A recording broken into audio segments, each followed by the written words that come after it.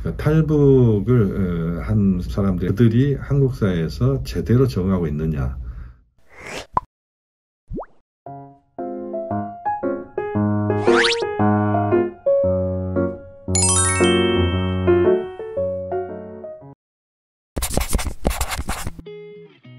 (1990년대) 이전의 탈북은 귀순용사라고 그때는 이야기를 했죠. 그렇지만 이제 90년대 중반 이후의 탈북은 또 먹고 사는 부분에 있어서 매우 어렵기 때문에 이제 탈북한 케이스들이 많습니다.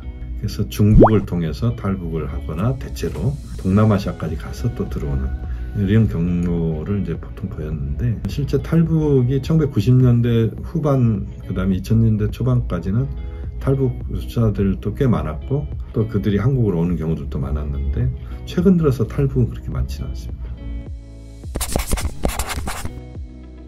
그렇지는 않은 것 같아요. 그러니까 탈북을 한 사람들이 한국에 지금 정착해 있는 사람들이 한 3만 명 정도로 보고 있는데, 그들이 한국 사회에서 제대로 적응하고 있느냐, 그것은 또 좀 다른 문제인 것 같아요.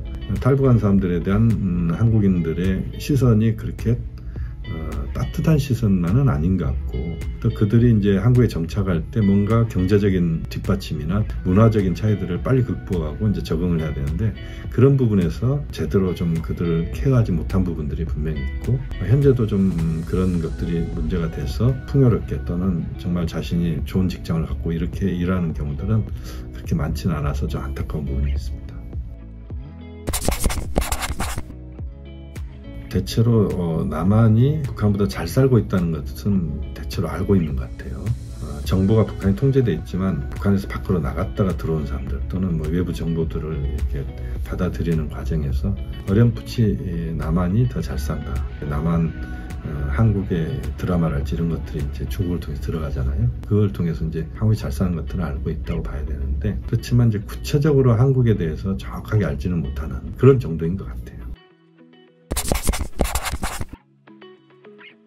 한때 좀 그게 좀 유행하는 것도 외부로 좀 보여졌는데, 거기에 대한 북한의 통제가 지금 강하게 진행되고 있어요. 북한 청년들에게 또는 북한 주민들에게 K-팝이나 또는 드라마나 이런 것들이 무분별하게 들어간다, 이제 북한식 표현을 한다면 북한 체제를 위협한다고 생각할 수도 있기 때문에, 그런 점에서는 최근 들어서는 굉장히 통제를 하고 있는 쪽으로 가고 있는 걸로 알고 있습니다. 북한 청년들도 역시 김정은 체제에 대한 충성, 이 부분은 기성세대하고 별 차이가 없어요. 북한에서 이제 보면 대체로 정보가 위아래는 통하는데 횡적으로는 잘 정보가 안 통하는 사회거든요. 국제사회나 이런 데서 들어갈 수 있는 정보가 많이 차단돼 있고, 인터넷도 지금 차단돼 있거든요. 공식적으로는. 어렸을 때 받았던 이제 북한식 표현을 하면 교양, 이런 것에 북한 주민들이 또는 청년들이 많이 수능돼 있기 때문에 체제에 저항하거나 또는 김정은 체제에 대한 반감, 이런 부분들은 별로 없는 걸로 그렇게 알려져 있습니다.